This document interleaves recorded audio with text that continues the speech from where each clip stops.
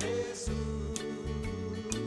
caminho aberto ao mar, a esperança veio a nós, da certeza fortalece. Boa noite. Hoje é domingo, 4 de março, domingo de Páscoa. E para nós, uma data muito significativa. Nós sabemos que a Páscoa sempre foi e é muito importante para o povo judeu, pois ela significa a libertação do povo de Israel das garras de Faraó, libertação da escravidão do Egito para uma terra prometida, que manava leite e mel. Para nós, a nossa Páscoa é Cristo, porque através dele obtivemos também uma libertação das garras de Satanás, do mundo, para uma terra onde um dia habitaremos para sempre com o Senhor. Mas desde já temos caminhado, usufruindo de uma liberdade que Cristo nos dá e nos conduz, como nosso general, a essa terra prometida.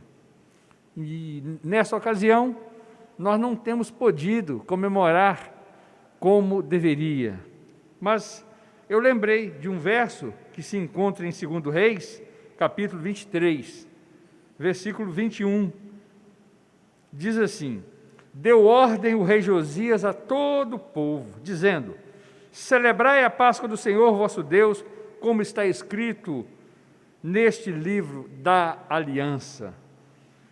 Porque nunca se celebrou tal Páscoa como esta, desde os dias dos juízes que julgaram a Israel, nem durante os dias dos reis de Israel, nem nos dias dos reis de Judá. Corria o ano 18º do rei Josias, quando esta Páscoa se celebrou ao Senhor em Jerusalém. Ele encontrou o livro da lei, e com isso, essa ordem estabelecida para que celebrassem a Páscoa, e fizeram uma grande festa. Foi uma oportunidade de comemorar algo como há muito tempo não faziam. Nós estamos comemorando de uma forma muito limitada, muito simples, mas aguardamos o dia em que poderemos estar juntos, abraçando, cumprimentando um ao outro, fazendo as programações que trazem lembrança estes fatos importantes concernentes à nossa libertação. Mas, enquanto esse dia não chega, nós, em nosso coração, nós aguardaremos, esperançosos, mas não deixando de louvar e de agradecer a Deus por este ato tão significativo. Gostaria de convidar que fechemos os nossos olhos neste momento. Vamos adorar a Deus. Nosso Deus e Pai de amor, com alegria, ó Senhor, nós estamos aqui, de uma forma simples, diferente, mas nós temos a alegria em nosso coração de experimentar mais uma data da Páscoa e levar ao nosso coração recordações maravilhosas, lembrando da nossa antiga vida, de como o Senhor nos libertou, de como o Senhor abriu os portões da escravidão para que saíssemos, para que tivéssemos uma nova vida em Cristo, para que tivéssemos o Espírito Santo nos conduzindo, e até aqui Ele tem nos guardado, Ele tem nos orientado, nos consolado e nos fortalecido. Estamos marchando em uma caminhada, para que um dia nós possamos estar juntos, servindo ao Senhor da forma que o Senhor merece. Mas enquanto esse dia não chega, ó Pai, cuida de nós, dá-nos força, que sejamos resilientes nesse mundo, nesses dias tão difíceis que estamos enfrentando. Que não venhamos a olhar para trás, que não possamos desanimar nem desejar as iguarias do passado, mas que nós possamos, com as nossas mentes voltadas para o Calvário, lembrar de todo o sacrifício do Cordeiro de Deus que tira o pecado do mundo. E assim, estar com os nossos corações em suas mãos, em tuas mãos, ó Pai, para que possamos caminhar como um povo salvo, liberto, um povo que proclama o nome daquele que nos chamou das trevas para a sua maravilhosa luz. Obrigado pela oportunidade de participar deste evento, onde a Tua palavra será transmitida, trazendo esperança, trazendo luz, irrigando, ó Pai, convicções daquilo que nós cremos e esperamos alcançar um dia. E, com tudo isso, extraindo forças para a nossa caminhada diária. Obrigado, ó Pai, pela vida do Teu servo Éder, que será usado nesta noite para a transmissão da Tua palavra. Obrigado pelo nosso irmão Davi, que nos tem estado conosco, nos auxiliando na transmissão destas mensagens. Que o Senhor possa recompensá-lo e abençoá-lo grandemente nessa caminhada promissora deste jovem. Obrigado por tudo, ó Pai, nós louvamos, nós te agradecemos, em nome do Senhor Jesus. Amém. Neste momento, quero convidar o nosso irmão Éder Lúcio, que está com a responsabilidade, neste momento, de trazer esta palavra, que tanto irá nos fortalecer neste momento, quanto trazer esperança para um dia glorioso. Deus abençoe.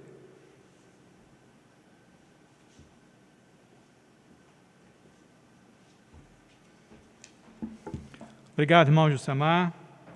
Olá a todos. É com muita alegria que nós nos encontramos aqui nesta noite para louvar e cultuar o Senhor. Nós vivemos esses dias inusitados e difíceis e surgiu em nós a expectativa da cura através desta vacina que está sendo aplicada. E é interessante que, de uma certa forma, o homem em si, ele anseia por uma vida a mais. Tanto é que ele tem inventado aí recursos, basicamente procedimentos de ficção científica, né, com congelamento do corpo, com a clonagem de órgãos, com a tecnologia nanorobótica e etc. Tudo isso para que ele possa prolongar a sua vida, para que ele possa viver um pouco mais. E, afinal de contas, de uma certa forma, é o que nós queremos. Por isso que nós estamos buscando aí uma alternativa, um remédio, né, para essa doença que nos tem trazido tanto incômodo. Agora, desejar viver mais é um anseio legítimo, porque, afinal de contas, a morte nada mais é do que a realidade de um juízo que pesa sobre nós. Como Jussamar muito bem disse, um juízo que levou o nosso Deus a promover uma passagem, uma mudança de estado. Nós, muitas vezes, nós percebemos e confiamos em pessoas para que elas possam desenvolver alternativas para os nossos problemas. E nessa área, o farmacêutico é aquele que pesquisa, que prepara os medicamentos, né? Ele examina e testa substâncias e princípios ativos que entram, né, nessa composição, com o objetivo o quê? De restaurar, de rejuvenescer, de prolongar a vida, de eliminar a doença. A profissão do farmacêutico, ela é antiga. No Brasil, essa profissão ela é conhecida como ligado ao boticário, uma vez que os farmacêuticos, né, no Brasil lidavam com boticas, que é uma espécie de vasilhame. E é interessante que nós temos grandes nomes associados a essa área farmacêutica, como, por exemplo, John Pemberton e Caleb Brandon. Agora, você os conhece? Tenho certeza que você os conhece. Se você não os conhece, pelo menos os nomes, você conhece muito bem os produtos que eles desenvolveram. O primeiro desenvolveu a Coca-Cola e o segundo a Pepsi. Na verdade, esses refrigerantes, eles foram inicialmente produzidos com a expectativa de serem um xarope para tosse. Mas de tão bom que ficou que nós hoje nos viciamos nesse refrigerante. E a busca por medicamento, ela existe como sendo um anseio para enfrentar os males do nosso sofrimento. E este anseio surgiu de uma necessidade, desde o primeiro momento, não só quando nós enfrentamos a doença, mas também quando nós recebemos isso como juízo de Deus sobre nós. Quando os homens, o primeiro casal, ele peca contra o Senhor. E como consequência, nós enfrentamos a morte como juízo. Mas nesse momento eu gostaria de focar os nossos olhos para uma esperança. A esperança que é chamada árvore da vida. Porque todos nós buscamos com avidez esta vida. Quero convidá-los para abrirem suas Bíblias em casa aí, no capítulo 21 de Apocalipse, e nós vamos estar lendo do verso 22 ao capítulo 22, versículo 5. Ele diz assim: Não vi templo algum na cidade, pois o Senhor Deus Todo-Poderoso e o Cordeiro são o seu templo.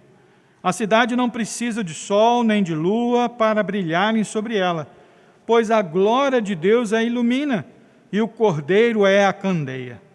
As nações andarão em sua luz, e os reis da terra lhe trarão a sua glória.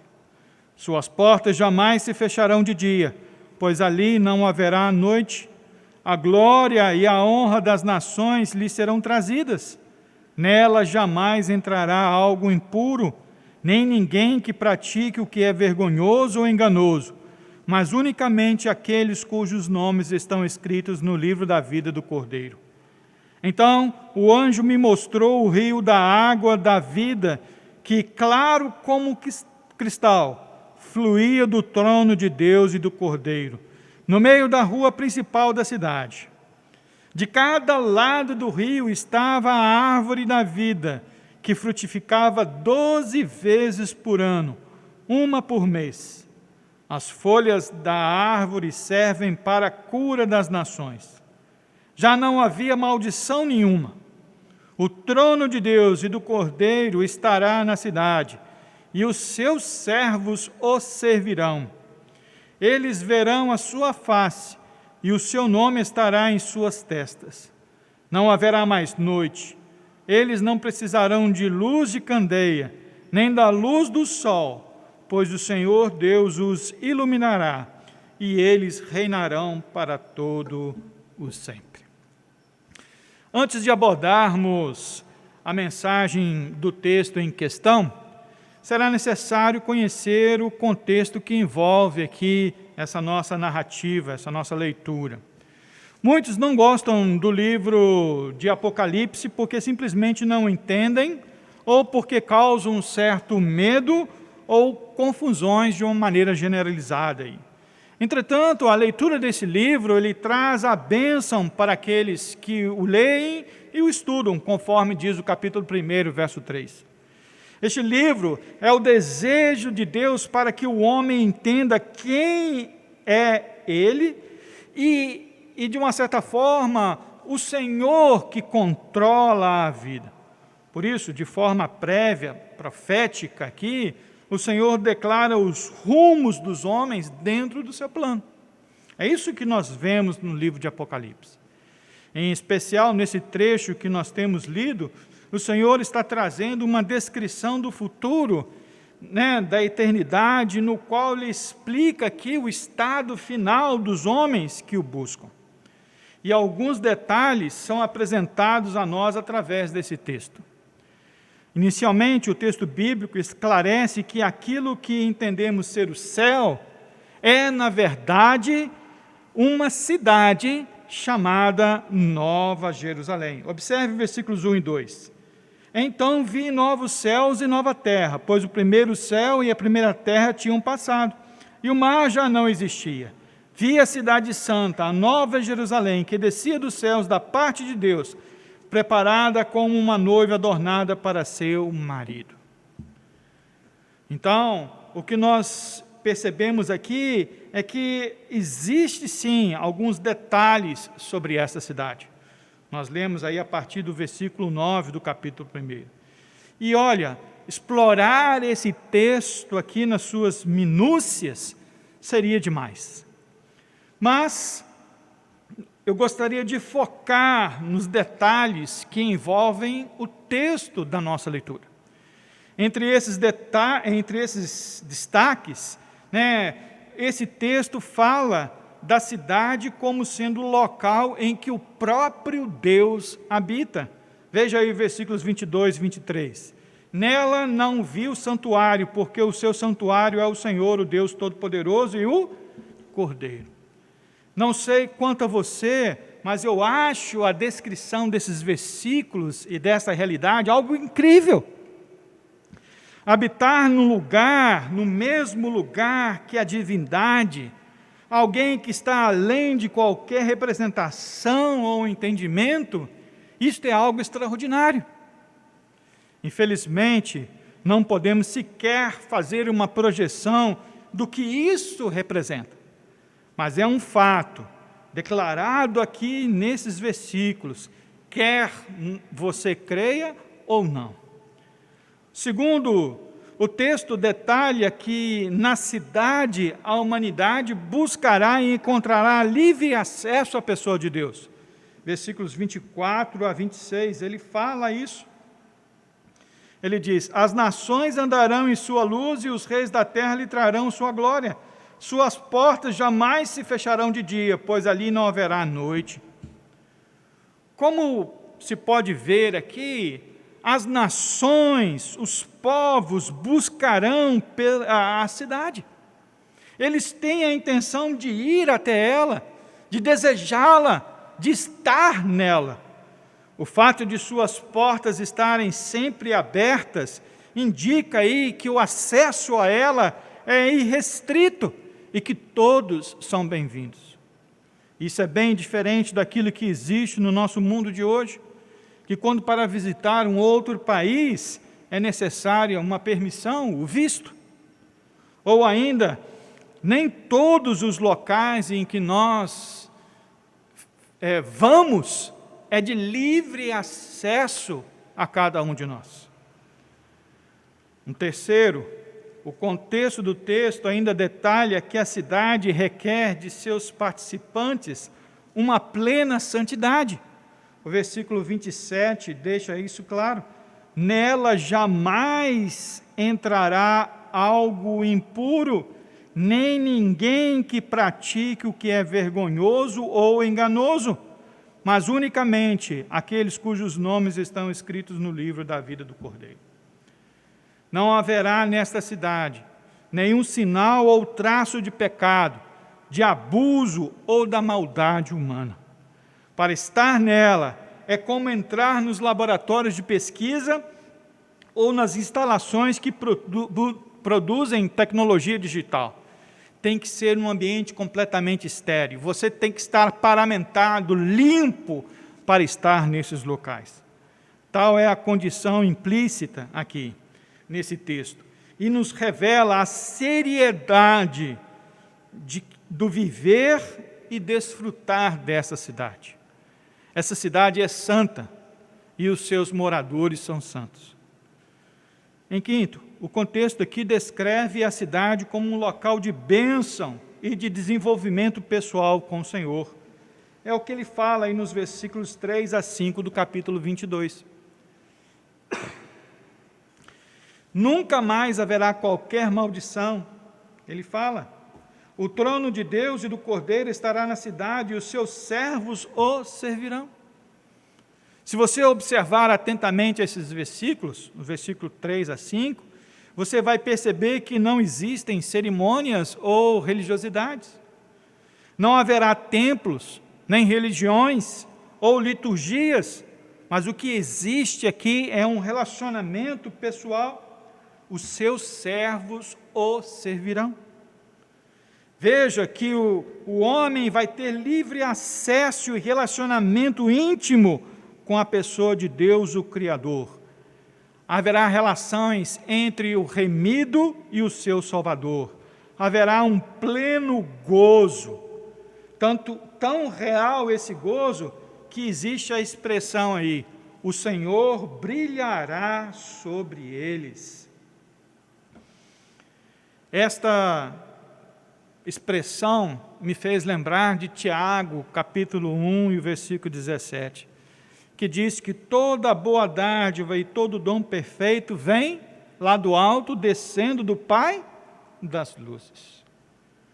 Então, o que nós percebemos é que há, sim, um relacionamento de intimidade.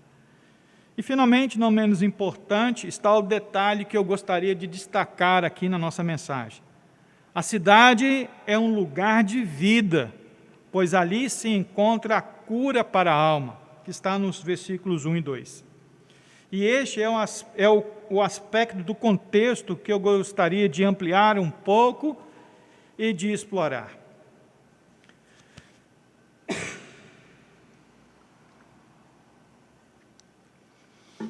Afinal, na cidade de Deus se encontra a cura para a alma. O texto retrata aqui dois elementos que nos transmitem essa ideia de uma vida plena. Nós temos o rio da vida e a árvore da vida. A árvore da vida aqui é um elemento conhecido, porque ela foi criada no Jardim do Éden e a sua existência está ali comprovada nas páginas iniciais das Escrituras. Algumas pessoas creem que esta árvore ela seja meramente lendária, simbólica, um resquício cultural, né? E é típico do ser humano inventar mitos e lendas. E talvez nesse quesito, né, nós temos aqui, bem parecido com esta árvore da vida, a lenda da fonte da juventude de Pôncio de Leão. Entretanto, o registro bíblico presente aqui no texto nos mostra que essa árvore ela é algo real e não simbólico, mas algo concreto, tangível. Mais do que algo místico e mítico, esta árvore ela representa e oferece a própria vida, a vida que os nossos primeiros pais recusaram ali no Jardim do Éden. Conforme indica o contexto maior, comer do fruto desta árvore, mesmo na Nova Jerusalém, representa a mesma sujeição que era esperada de nossos primeiros pais lá no Jardim do Éden, mas que está presente naqueles que entraram pelas portas da cidade, porque estes têm sua vida e sua alma lavadas no sangue do Cordeiro. Agora, vejamos algumas características que estão apresentadas ou que são representadas por esta árvore. Primeiro, ela está no meio da praça da cidade eterna. Ou seja, a árvore ela é acessível. A vida que a árvore oferece, ela não é privada ou exclusiva, mas todos que entram pela porta da cidade da Nova Jerusalém poderão usufruir dos seus benefícios. Comer daquele fruto indica que esses homens creram no Cordeiro e se submeteram ao seu reino e ao seu poder. Hoje, quando uma nova droga ela é descoberta, o laboratório farmacêutico que investiu nas pesquisas, ele tem certas exclusividades, diante da fórmula ali. E ele cobra para que outras empresas possam lidar ali, usar aquela forma. Entretanto, esta árvore, ela não está dentro de um jardim cercado, mas está no local público, acessível, e todos desfrutam dela. Da mesma forma que a cidade santa, a árvore da vida está acessível à humanidade para buscá-la. Uma outra característica desta árvore retratada aqui nesses versículos é que ela está à beira de um rio cujo tronco e raízes se ligam de uma margem à outra. Ou seja, a árvore cobre todos os lados e proporciona ali um elemento de ligação. Além de ser acessível, essa árvore, ela oferece uma ligação entre os pontos. Não importa a direção pela qual se entre na cidade. Ela tem 12 portas. Todas elas caminham, convergem para essa praça. O acesso se fará de margem a margem. Não existem obstáculos, pois ela mesma oferece um elemento de ligação entre as margens do rio da vida, que sai ali do centro da cidade, do trono de Deus e do seu Cordeiro. Outra ideia alusiva ao fato de estar entre as margens é que esta árvore, ela é sempre viçosa. Ela frutifica todos os meses. Por isso, ela vai produzir abundância, ela tem sustento, ou como diria alguns antigos, sustância. Agora, qual é a árvore que produz frutos todos os meses? Eu não tenho conhecimento. O que não indica que isso não existe, mas realmente eu não sei. Fiz uma pesquisa e não descobri. Mas a árvore da vida produz frutos todos os meses, demonstrando a sua vitalidade, a sua suficiência, a sua abundância para o sustento daqueles que a buscam. Sua produção nada mais é do que a prova da sua finalidade, representar a vida eterna desfrutada pelos seus consumidores, porque eles mesmos possuem a vida eterna. Finalmente, a última característica aqui desta árvore da vida: suas folhas curam os povos, ou seja, ela é restauradora. A figura continua no efeito de que esta árvore ela vai produzir vida. Um farmacêutico dirá que esta árvore ela possui a substância química ativa que curará a humanidade, porque suas folhas têm esse propósito. Nós temos aqui um verdadeiro elixir da vida. Na verdade, é mais do que um elixir de concessão, pois o seu efeito é muito mais profundo. Ele é a evidência daquele que foi restaurado do maior de todos os males, o pecado e a sua natureza pecaminosa. Buscar pelas folhas da árvore é sinal de que um homem teve sua natureza transformada, de pecador a santo, de culpado a remido, visto que ninguém, sem ter a sua natureza transformada, poderá entrar por esta cidade. O Senhor Jesus, Ele disse ser a água da vida, o pão da vida, o autor da vida. Por isso o rio da vida e a árvore da vida têm origem no seu trono. Ele deu a vida dele para que pudéssemos ter a verdadeira vida. Caro ouvinte, você tem adquirido o remédio para a sua alma? Você tem feito uso dele? Eu gostaria que nós tivéssemos a ousadia de pregar, de divulgar, de ensinar sobre a bênção da árvore da vida, cujas folhas curam as nações, para que elas possam experimentar essa graça. Que neste domingo de Páscoa, esta palavra traga consolo aos nossos corações e o objetivo de continuar proclamando o nome do Rei. Que Deus nos abençoe. Amém.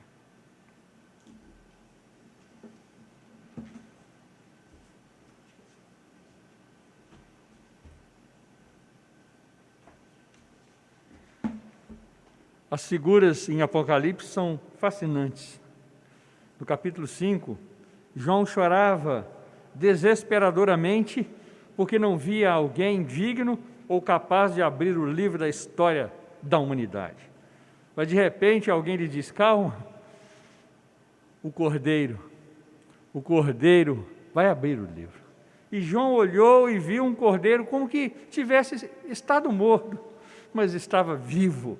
E esse cordeiro é Cristo, é o cordeiro pascal, é o cordeiro que tira o pecado do mundo e do seu trono exala vida através da árvore, através da água daquele rio. É fascinante, é imprescindível que nós bebamos de Cristo. É muito gostoso nós imaginarmos que o Senhor Jesus, o Cordeiro, Ele é o centro de toda a história, presente e eterna.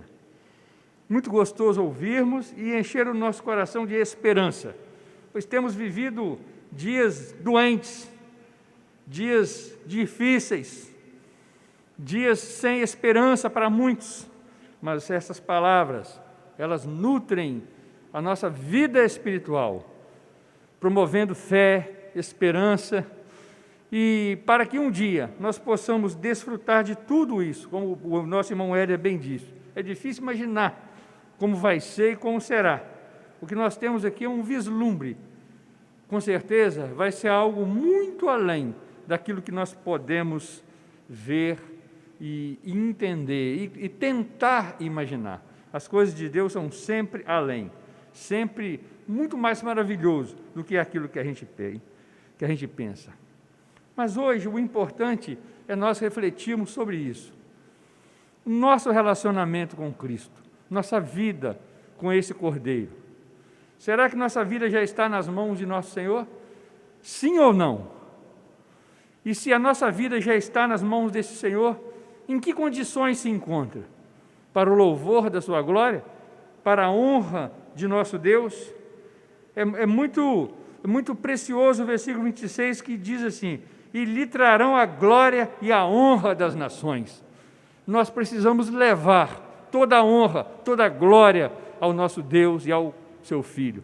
Como? Através da nossa vida, glorificá-lo e honrá-lo para sempre.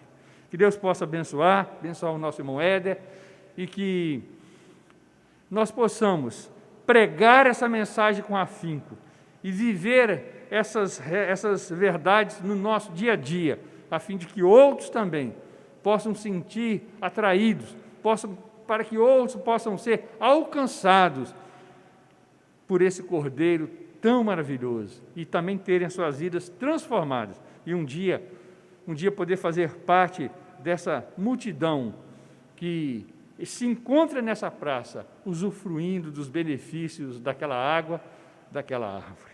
Que Deus possa nos abençoar, que tenhamos uma semana de fé e de esperança, e continuemos a lutar, pois ainda estamos na onda roxa até o dia 11, não sabemos se prorrogará novamente. Vamos estar orando pelos nossos queridos, alguns enfermos, nós sabemos disso. Pessoas que nós amamos estão hospitalizadas, carecendo das nossas orações. Que nós possamos estar mantendo firme as orações em favor de cada uma delas e de seus familiares. Vamos orar neste momento? Pai de amor, obrigado por nos encontrarmos aqui e podermos ouvir essa palavra, enchendo os nossos corações de fé, esperança e aguardar com muito entusiasmo o dia em que vamos, na íntegra, desfrutar de todas essas bênçãos. Obrigado pela vida do teu servo Éder, de toda a sua família. Obrigado por cuidar da tua igreja. Obrigado, ó Pai, por nos dar uma nova semana, uma semana que enfrentaremos com luta, com certeza, mas também a mesma certeza e maior ainda é a certeza da tua presença ao nosso lado. Guarda-nos, nos abençoe, ó Pai, cuida de nós, para que domingo próximo possamos novamente estar reunidos ao redor da Tua Palavra. Obrigado, nós oramos, agradecemos, em nome do Senhor Jesus. Amém. Que a graça do Senhor Jesus esteja com todos nós. Amém.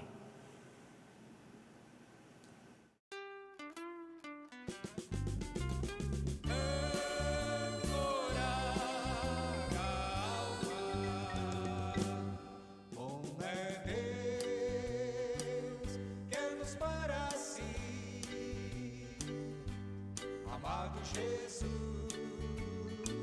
caminho aberto ao